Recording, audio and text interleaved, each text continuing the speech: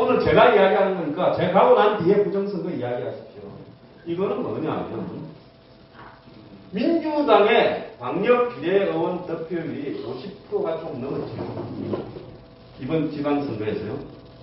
한국당의 광역 비례대표 득표율이 29% 정도 나왔습니다. 그 21%의 차이가 전국적인 선거에서 대부분을 다 지게 만드는 거예요. 그래서 우리가 지금 이 현상을 바라볼 때 저는 항상 문재인이 한 20%가 업돼 있다라고 바라보고 있습니다. 지지율이요. 그래서 지난 지방선거 때 문재인의 지지율이 74점 넘으면 54점도 됐거든요. 지금 보면 61.7까지 떨어졌잖아요. 이제 41.7 정도로 될 거라고 보고 있습니다. 자칫 당선될 수준으로 딱 가 있어요. 그럼 이 떨어지는 속도가 어떻게 될 거냐. 점점 빨라질 겁니다. 저는 문재인이 망하고 붕괴하는 데 대해서는 전혀 의심치 않아요. 별로 오랜 시간도 걸리지 않을 겁니다. 여기서 제 유튜브 방송을 보신 분들은 제가 그 이야기를 지속적으로 하고 있다는 걸 처음부터 작년부터 했다는 걸 아실 겁니다. 저절로 망한다. 왜 저절로 망하느냐.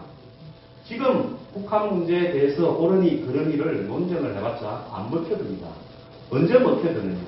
경제가 망하면 다 등을 돌립니다.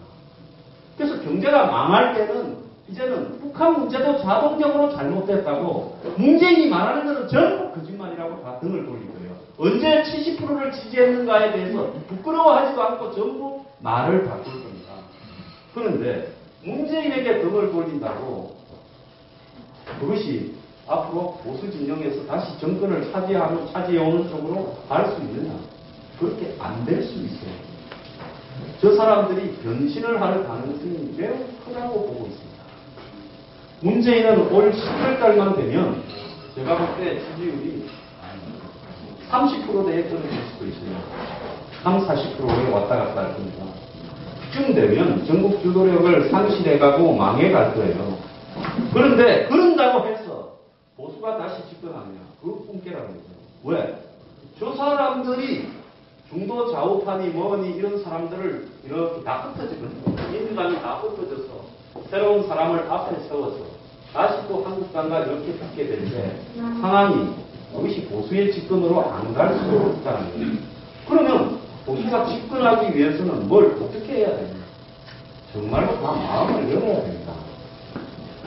보수가 가진 이데올로기를 바꾸어야 돼요. 미래에 희망을 주지 못하는 이데올로기는 그것은 절대 이길 수 없는 겁니다. 여러분의 마음속에 가진 과거의 보수의 이데올로기를 여러분들이 머릿속에 지우려고 노력을 해야 됩니다. 20대, 30대, 40대에 득표를 하지 않고 어떻게 선거에 이깁니까? 지금 50대에서도 밀리고 있는데요. 그럼 60대, 70대 표만 가지고 선거에 승리합니까? 문재인이 망하면 그 밑에 가서 입만 벌리고 있으면 저절로 이깁니까? 그건 아니죠. 그렇게 이겨봤자 또 박근혜나 이명박장으로 5년, 10년 뒤에는 다시 뒤집어질 수 있어요. 제 오늘 이야기가 상당히 때가 없겠지만 여러분 모여가지고 여러분들한테 스스로 위안을 주는 말들만 하면서 박수치고 그렇게 해본들 무슨 도움이 되겠어요? 맞습니다. 여기서 중요한 것은요. 보수의 이데올로기 체계를 전면 정비를 해야 된다. 어제 조선일보에 보면 젊은 사람들이 보수를 한다. 댄디 보수다 하는데 제가 오늘 뉴스 브리핑에서 그래 말해요.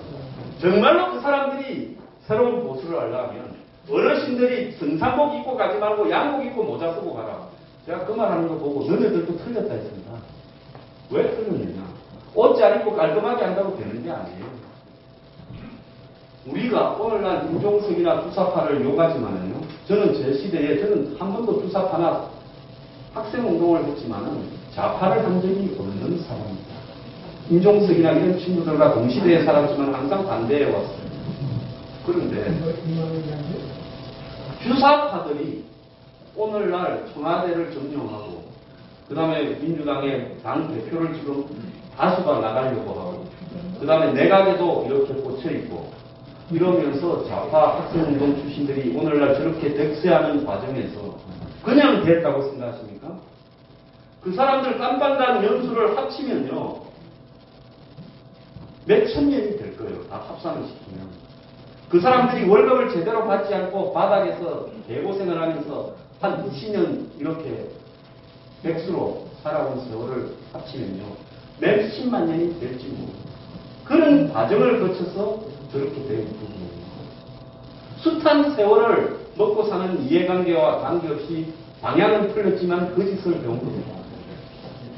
그런데 우리 보수에서 젊은 사람들이 모여서 옷 잘 입고 어르신들 보고 데모하러 갈 때 양복 입고 가라고 한다고 그래서 모인다고 해서 그것이 이데올로기가 되고 보수의 새로운 방향이 될 거다. 절대 안 됐습니다. 저는 그분들이요.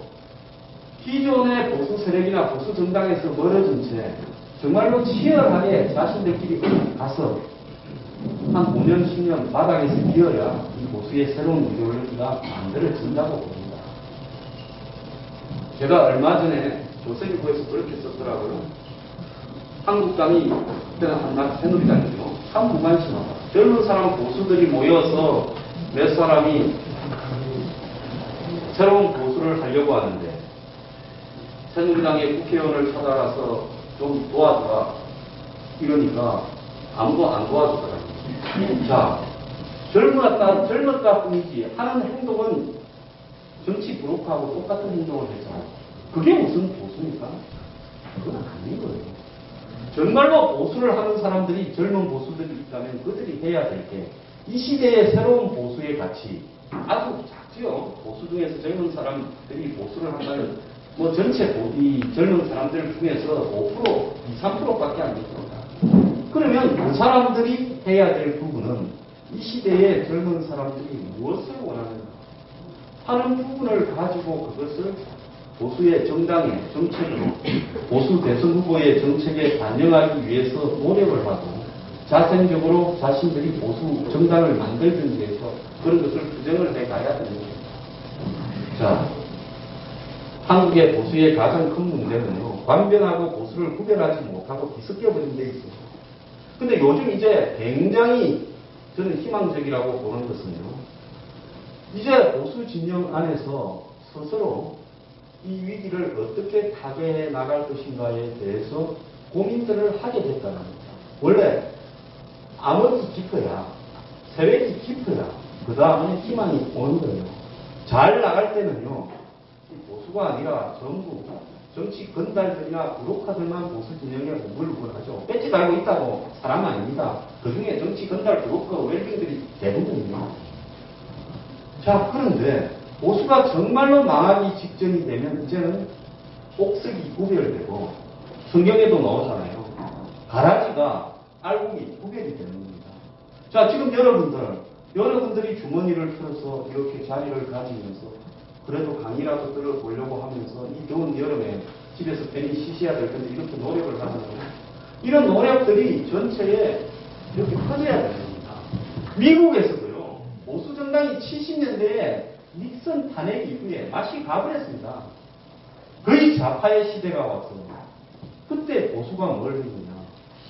전부 바닥으로 내려가서 조직화를 하고 새로운 이데올로기, 뉴보수, 그러니까 네오콘이 뭔지를 이렇게 연구하고 투쟁을 했습니다. 자, 클린턴이 또 10년 집권하는 동안에, 8년 집권하는 동안에 미국의 보수가 맛이 갔어요. 그때 어떤 게 생겼습니까?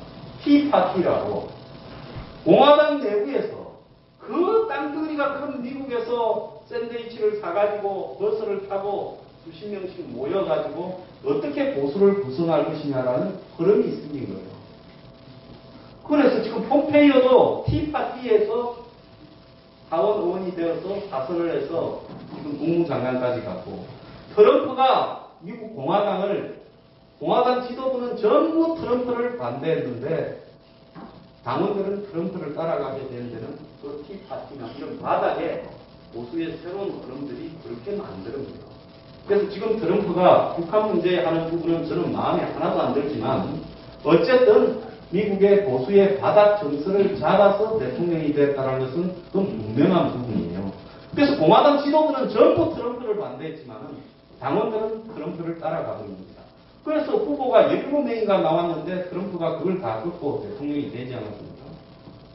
그래서 저희들이 지금 이 한국의 보수에 대해서 어떻게 재건을 해야 되는가? 지금 보면 김병준 비대위원장이 연이 목소리를 높이고 있어요. 문정들을 비판하고 그러는데 저는 그런 것도 좋습니다만 저분이 한국당을 개혁하고 새로운 당으로 만들 수 있을 건가? 그럴 수 있다고 생각하는 사람 들어보세요. 전멸이네, 전멸. 그러면 어떻게 저분이 되셨을까? 친박은 저분을 반대하고 비박이 저분을 강하게 추천을 했지요. 자, 친박은 한 3개월만 하고 당신은 집에 가라. 전당대회에서 우리가 당을 가지고 오겠다고. 비박은 저분이 한 7, 8개월 해서 내년 초까지 가면서 그 사이에 친박들을 좀 정리를 하고 적당히 힘을 실어주면서 그 다음에 비박이 다시 찾아오겠다. 이런 생각으로 서로 동상이몽으로 했죠. 그래서 당이 너무 표류하니까 일단은 너무 오래 가지 않고 나중에 비대위의 과제에 대해서 다투고 일단은 출범시키자. 까딱 잘못 나가면 둘 다 망하겠다 해서 적당히 합의해서 출범했어요. 그런데 저분이 지금 과거에는 친노 진영의 브레인이다가 이제 이쪽에 오셔가 상당히 흥분을 했는데 제가 볼 때는 저분이 다른 거 하고 갈 게 아니라 딱 한 가지만 하고 가면 됩니다. 뭐냐? 한국의 보수가 왜 망했는가 책을 하나 딱 만들어야 돼요. 당의 모든 의견을 취합했어요. 그래서 보수 멸망의 원인을 하나씩 사람 이름까지 언급해서 그 책에 남겨야 됩니다. 그리고 보수의 정책 중에서 무엇이 잘못되었는가 하는 정책의 문제에 대해서도 잘못된 부분을 열거해야 돼요. 그 다음에 보수가 어디로 갈 것인가에 대해서 비전과 가치를 정립을 하고요. 그 다음에 마지막으로는 보수의 인적 청산은 어떻게 되어야 되는가를 아주 구체적으로 열거해야 됩니다. 그래서 그걸 기준을 딱 정해가지고 열거해서 다음 총선이 있을 때 그 기준에 의해서 단단하고 친박이든 비박이든 합의를 하게 돼야 제가 볼 때는 책 한 권을 성경처럼 딱 바이블로 만들어 놓고 회장을 해버리면 되는 겁니다. 그러면 자신이 다른 욕심이나 개별적으로 어느 카테고리에 서서 칼질을 하는 게 아니라 나는 보수 정당이 살기 위한 바이블 성경을 하나 만들어 놓고 가겠다. 이것만 하겠다고 할 때 누가 시비 걸기가 어려울 거예요. 명분이 올 수 있거든요. 그래서 그런 과정을 통해서 솔직히 말하면 지금 이 보수 정당이 쇄신이 완전히 돼야 됩니다. 근데 저 사람들이 제가 볼 때 독자적으로 쇄신이 되기 어렵기 때문에 밖에서도 다양한 형태의 보수 정당이 만들어지는 게 좋다고 보고 있습니다. 자, 그리고 생각이 다르신 분이 있겠지만 오늘 박근혜 전 대통령 32년을 받았어요. 그래서 이 재판에 응하는 것은 사실은 무엇이 아니다, 이제는. 그래서 박 전 대통령 문제에 대해서는 문정권이 집에 가면 박 대통령은 석방됩니까, 안 됩니까? 됩니다. 임기에 못 채우고 가면 빨리 석방됩니다. 이명박 전 대통령도 같이 될 거예요. 그러면 박 대통령을 석방하자 할 게 아니라 뭘 해야 되겠어요? 문재인을 보내자 해야 동의를 더 받을 거 아닙니까? 그러다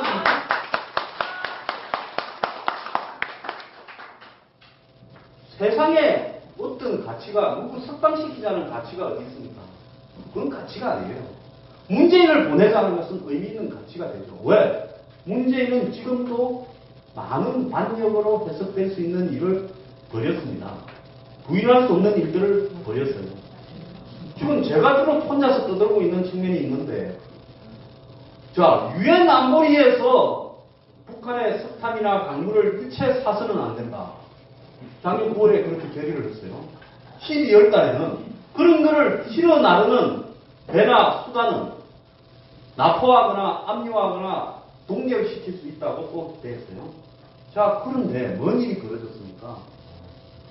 10월 달에 북한에서 사할린으로 실어 나르고 또 배를 바꾸어가지고 파나마니 시에라리오니에서 한국으로 두 대가 들어와서 하나는 포항에 하나는 인천에 내렸어요. 그게 어디 갔겠어요? 누가 썼겠어요? 포항제철이나 한전에서 쓸 가능성이 높지 않습니까? 자, 정부가 몰랐느냐? 알았다고 그래요. 그리고 그 배가 24번이나 한국에 들락거렸다고 하지 않습니까? 그러면 강경화부터 문재인까지도 뭐라고 했어요? 작년에 마음은 그렇지 않았지만 공식 행사장에 가서 대북 제재를 북한이 비핵화할 때까지 해야 된다고 마음에도 없는 소리를 여러 번 했죠? 기억 안 납니까? 그걸 했어요. 마음에는 없었을 거라고 봐요. 자, 자기들이 다른 나라를 보고 제재를 하자고 했던 사람이 자기들이 밀수를 해준 거 아닙니까? 근데 그 중에 골 때리는 게 하나가 뭔지 아십니까? 처음에 북한에서 살린으로 가는데 배가 한 5대가 동원이 됐는데 살린에서 배를 바깥 이렇게 실었지요. 썼다니. 원산항에서 살린으로 가는 배 5척 중에 토고, 아프리카 토고라는 나라에 배가 하나 있었어요.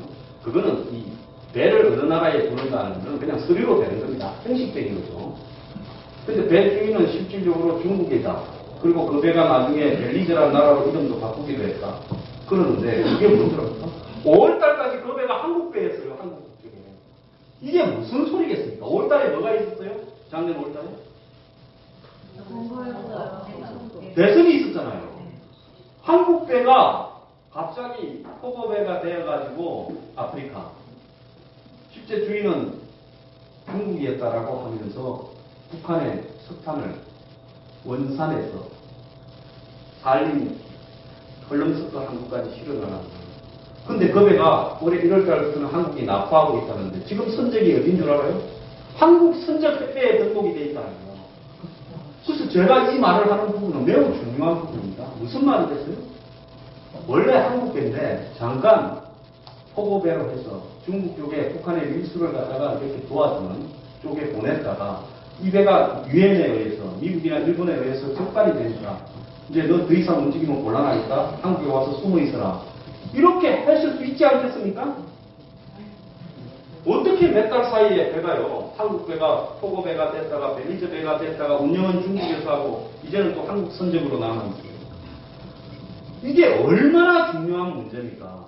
오죽했으면 미국의 소리 방송에서 어젯밤에 11시에는 한국에 인천에 실어 날랐던 배가 완도 밑에 지나고 있었고 오늘 아침에 7시에는 그 배가 한국 해역, 쓰시마 해역 앞으로 지나고 있다. 한국 영해에 있었다라고 이야기를 합니다.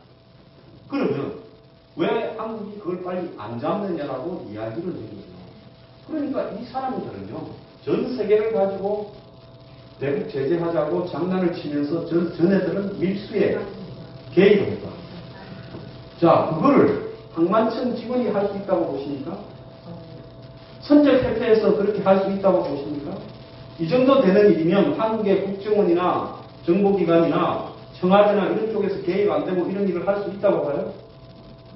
그런데 북한 배가 드나드는데 7월 초까지 드나들었는데 북한에 이렇게 밀수를 했던 배가 왜 안 잡았냐 하니까 작년 10월에 들어왔던 배를 지금까지도 조사를 하고 있다. 배의 화물을 주문했던 사람을.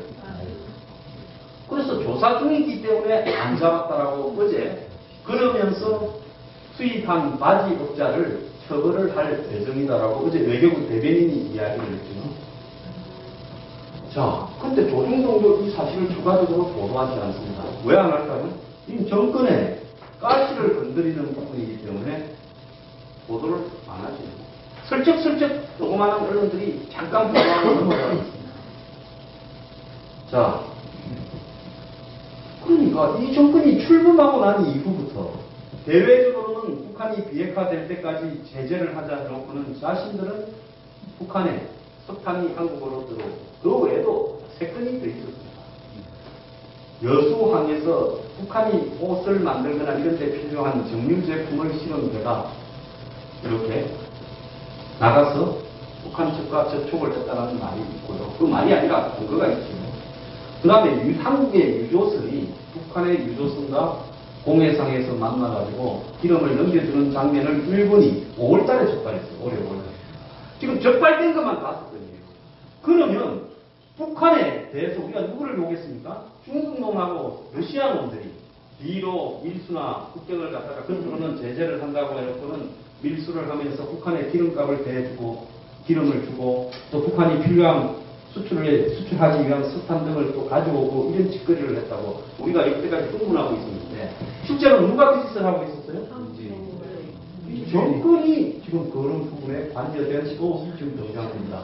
그렇다면 지금 뭡니까? 집중을 해야죠. 이거 한 개를 자 이제 바지가 하나 등장할 거예요. 내가 중간에 석탄을 수입해서 넘겨주는 사람인데 이게 러시아 건 줄 알고 살빈에서 수입해서 넘겨준 건데 나 북한 건지 몰랐다는데 잡아떼면서 대신 처벌을 받는 바지 한 명이 나오고 그놈한테 꼬리를 자르고 끝내려고 하겠죠. 그리고 이 일에 외교부 대변인만 나오지 외교장관이나 청와대는 일체 말을 하지 않고 있습니다. 자, 우리가 적어도 이 정도 되는 일에 최종적인 지휘가 어디서 이루어질 거라는 건 다 알지요. 청와대가 이게 대답을 해야 되는 거예요. 자, 이런 것처럼 지금 석탄 의혹들을 반역적 행위를 문재인 정권이 하고 있어요. 근데 이게 언제 터지는 줄 압니까? 이번에 던킨 특검을 보고 특검 저거 될 거라고 보십니까? 안 될 거라고 보십니까? 저거 안 되는 겁니다. 엉뚱한 걸 조사하고 있잖아요.